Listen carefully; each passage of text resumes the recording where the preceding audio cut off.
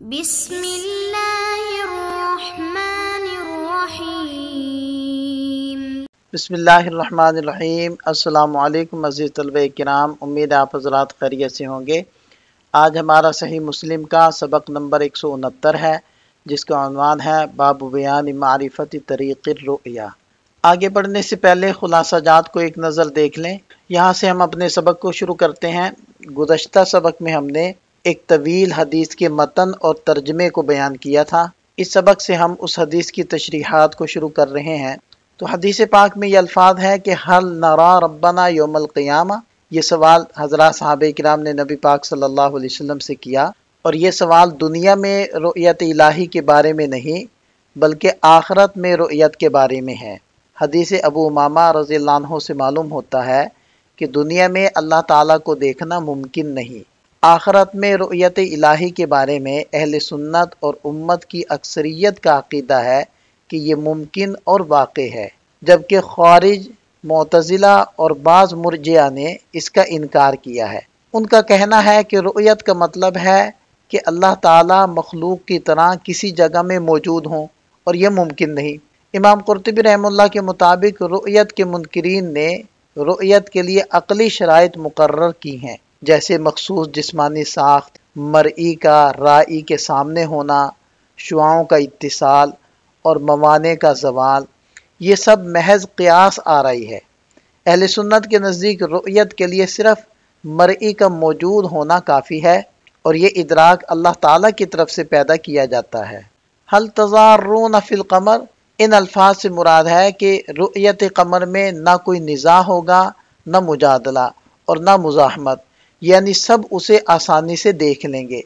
اور حل تضارون فی الشمس کا ذکر اس لیے کیا گیا کہ نابینا شخص بھی سورج کو اس کی گرمی سے محسوس کر سکتا ہے، جبکہ چاند کو صرف دیکھنے والے ہی پہچان سکتے ہیں۔ مصنف رحمہ اللہ کے مطابق حدیث میں سورج اور چاند دونوں کو مثال کے طور پر ذکر کرنا اس بات کی طرف اشارہ ہے کہ اللہ تعالیٰ کی تجلیات مختلف انداز میں ظاہر ہوں گی۔ اسی طرح اللہ تعالیٰ پہلے ایسی صورت میں تجلی فرمائیں گے جسے لوگ پہچان نہیں پائیں گے، حالانکہ وہی اللہ کی ذات بعد میں ایسی صورت میں تجلی فرمائے گی جو سب پہچان لیں گے، تب سب سجدہ کریں گے۔ پہلی اور دوسری تجلی ایک ہی ذات کی ہوگی، مگر لوگوں کی معرفت ناقص ہونے کی وجہ سے وہ پہلی تجلی کو نہیں پہچان پائیں گے۔ اور نبی پاک صلی اللہ علیہ وسلم نے سورج اور چاند کی مثال دے کر تجلیات الہی کے تنوع کو واضح فرمایا۔ فَإِنَّهُمْ تَرَوْنَهُ كَذَلِكَ سے مراد یہ ہے کہ اللہ تعالیٰ کو دیکھنا بالکل واضح، بغیر شک و شبہ کے اور بغیر کسی مشقت کے ہوگا، جیسے سورج اور چاند کو دیکھا جاتا ہے۔ یہ تشبیہ رؤیت کی کیفیت کے بارے میں ہے، نہ کہ مرئی کی ذات کی بابت۔ زین ابن المنیر کے مطابق سورج اور چاند کا ذکر اس لیے کیا گیا کہ ان کی روشنی اور جمال کی وجہ سے ان کی مثال دینا عام طور پر حسن و جمال کے لیے مناسب سمجھا جاتا ہے۔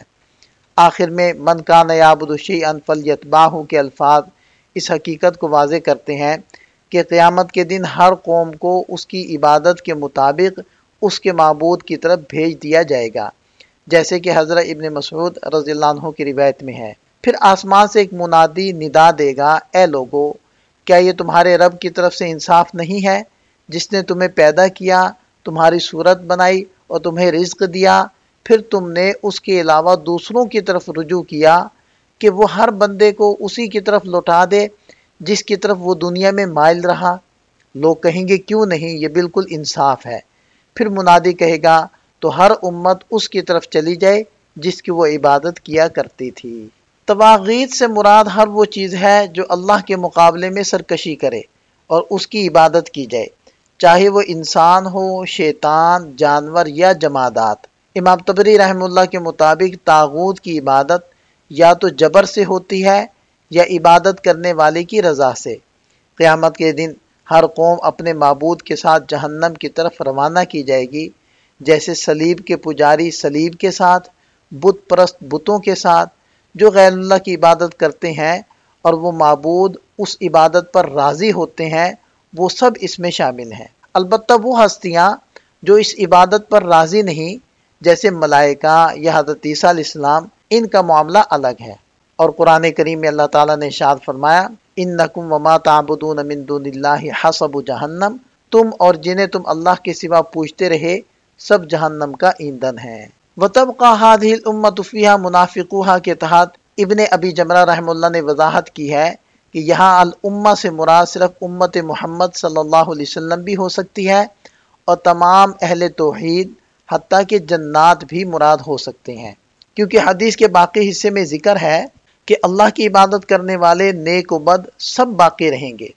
مزید یہ کہ فَأَكُونُ أَوَّلَ مَن يُجِيزُ، اس سے اشارہ ملتا ہے کہ نبی پاک صلی اللہ علیہ وسلم کے بعد دیگر انبیاء کرام بھی اپنی امتوں کے ساتھ پل صراط کو عبور کریں گے۔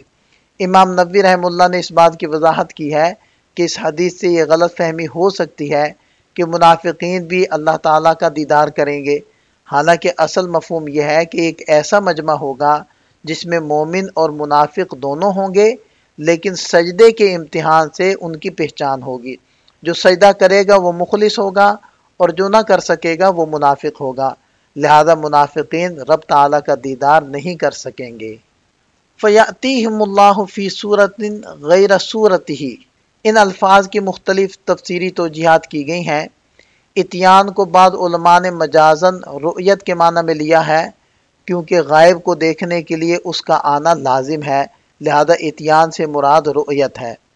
صورتن کے بارے میں ابن قتیبہ نے کہا کہ اللہ تعالیٰ کی کوئی نہ کوئی صورت تو ہے، مگر وہ مخلوق کی صورتوں جیسی نہیں، جیسے کہ اس کا شے ہونا ثابت ہے مگر وہ دیگر اشیاء جیسا نہیں۔ بعض علماء فرماتے ہیں کہ یہاں صورت سے مراد علامت یا نشانی ہو سکتی ہے، جیسے کسی بات یا حکم کی صورت کہی جاتی ہے حالانکہ وہ حقیقی صورت نہیں ہوتی۔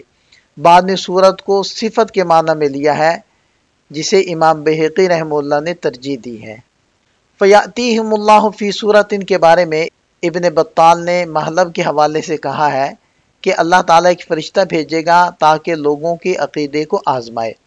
جب وہ فرشتہ کہے گا کہ میں تمہارا رب ہوں، لوگ اس کی مخلوق جیسی صفات دیکھ کر انکار کر دیں گے، اور جب اللہ تعالیٰ اپنی ایسی شان و عظمت کے ساتھ ظاہر ہوں گے جو کسی مخلوق سے مشابہ نہیں، تب وہ کہیں گے انت ربنا۔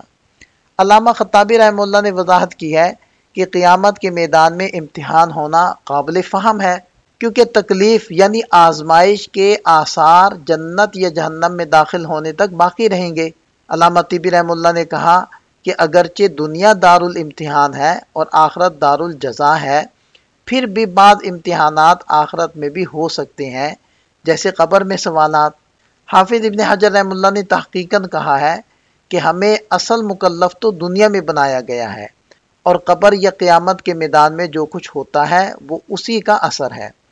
آخر میں بعض اکابر جیسے ابن عربی، احمد ابن مبارک، عبدالعزیز دباغ وغیرہ رحمہم اللہ کے حوالے سے ذکر ہے کہ اللہ تعالیٰ کا مختلف صورتوں میں آنا دراصل مختلف تجلیات کا ظہور ہے، نہ کہ جسمانی صورت۔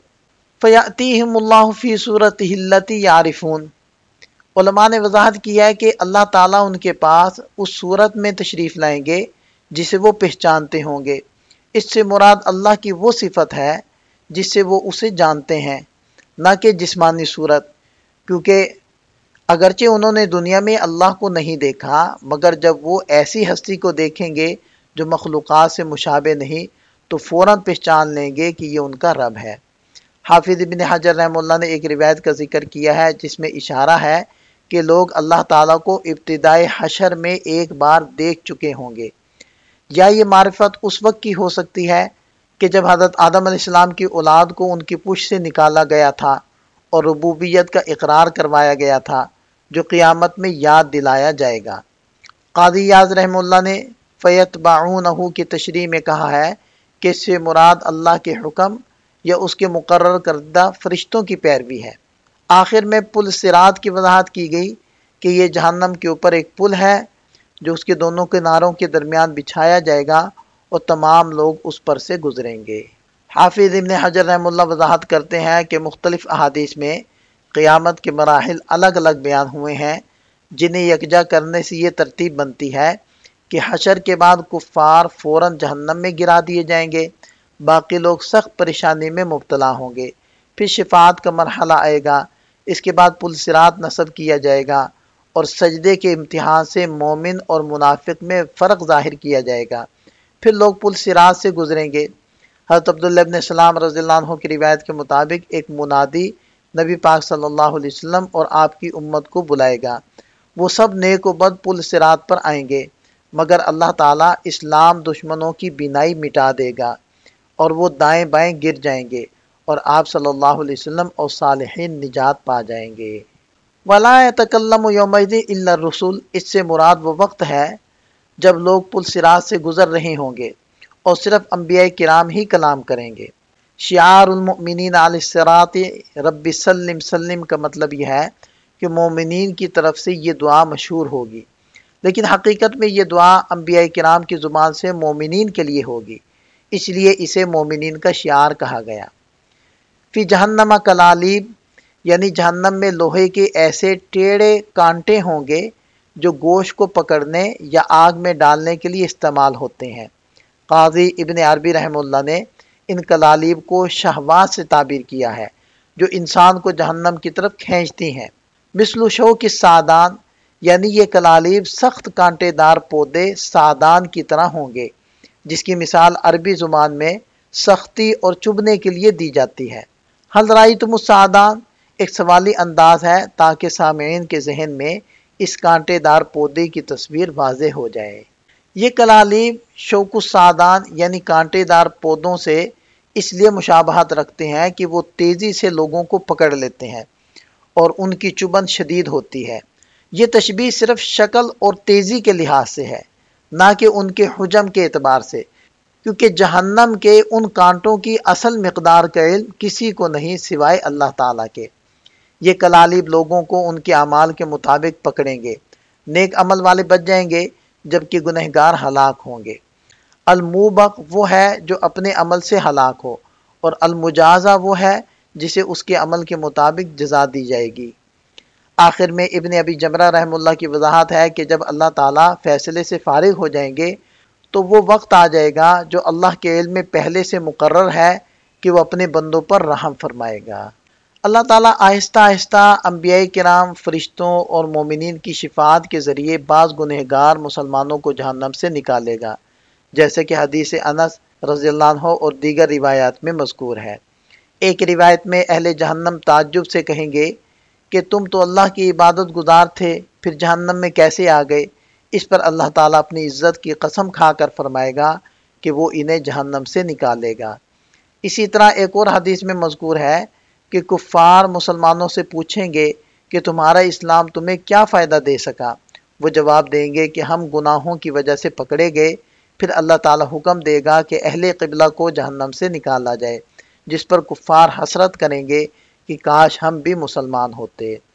یہ روایات اس بات پر واضح دلیل ہیں کہ امت محمدیہ علی صاحبہ الف الف تحیہ کے بعض گناہگار افراد جہنم میں داخل ہوں گے، مگر بعد میں شفاعت اور رحمت کے ذریعے نکالے جائیں گے۔ اس کے برخلاف بعض لوگوں نے اس حقیقت کا انکار کیا ہے، مگر صریح نصوص اس کے ثبوت پر متفق ہیں۔ آخر میں وضاحت ہے کہ شفاعت کے عمل میں فرشتے براہ راست اللہ تعالیٰ کے حکم سے انبیاء کرام کی سفارش پر جہنم سے لوگوں کو نکالنے کا عمل انجام دیں گے۔ اس اقتباس میں دو اہم نکات پر گفتگو کی گئی ہے۔ پہلا نقطہ یہ ہے کہ لا الہ الا اللہ کے ذکر میں رسالت کے ذکر کو حذف کیا گیا ہے۔ امام قرطبی رحمہ اللہ نے وضاحت کی ہے کہ رسالت کو اس لیے حذف کر دیا گیا کیونکہ لا الہ الا اللہ اور محمد الرسول اللہ دونوں اکثر ساتھ ساتھ ادا کیے جاتے ہیں، اور چونکہ ان کا باہمی تعلق شرطی اور عرفی طور پر مضبوط ہے، اس لیے صرف توحید کا ذکر کافی سمجھا گیا۔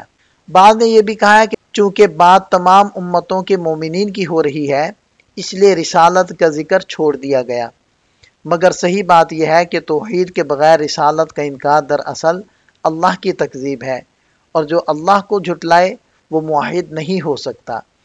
اس لیے اہل کتاب کی صرف توحید کافی نہیں جب تک وہ تمام انبیاء کرام پر ایمان نہ لائیں۔ دوسرا نقطہ یہ بیان ہوا ہے کہ قیامت کے دن مومنین کو ان کے چہروں پر موجود سجدے کے نشان سے پہچانا جائے گا، جیسے کہ قرآن پاک میں بھی آیا ہے سیماہم فی وجوہہم من اثر السجود، یعنی ان کی علامت ان کے چہروں میں سجدوں کے نشان سے ہے۔ یہ نشان جہنم کی آگ سے محفوظ رہے گا اور اسی سے ان کی شناخت ممکن ہوگی۔ یہاں ہم اپنے سبق کو روکتے ہیں اور اس حدیث سے متعلق مزید کچھ تشریحی مباحث اگلے سبق میں ہم ذکر کریں گے۔ تو ملتے ہیں نئے سبق کے ساتھ۔ اللہ تعالیٰ ہم سب کا حامی و ناصر ہو۔ دعاؤں میں یاد رکھیے گا۔ السلام علیکم۔